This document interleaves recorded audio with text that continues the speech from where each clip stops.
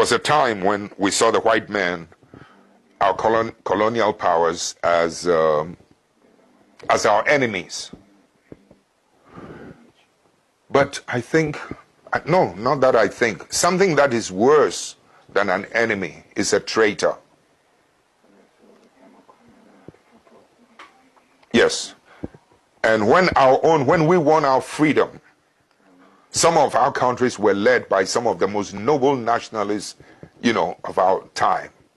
But at the same time, with the passage of time, some of them became treacherous and rather betrayed our aspirations. In effect, what I'm trying to say is that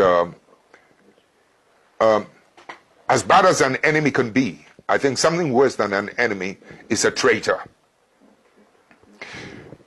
We've ended up evolving in the process of trying to modernize.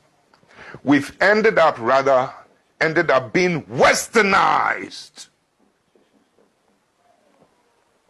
to the point where, as I sit here before you, when I wanted to even name my children African names, heroic names, I'm a Catholic.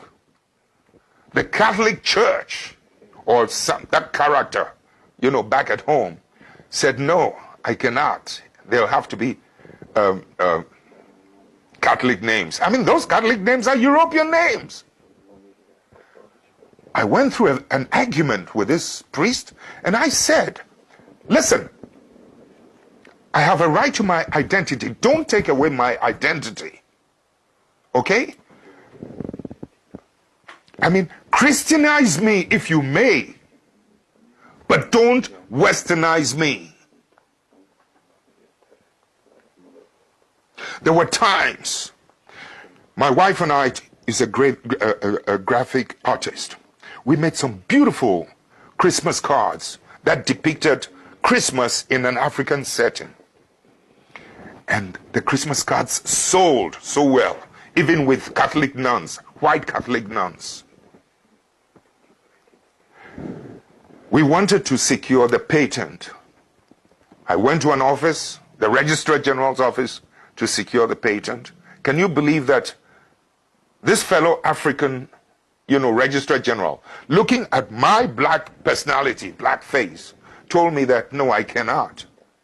This was long after independence, and that it's going to take about 3 years. I said, why 3 years?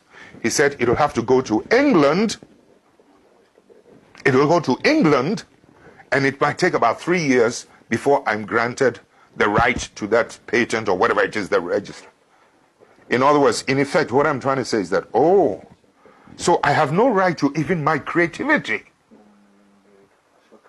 I create my own, you take it away from me, and you have to send it to the colonial power.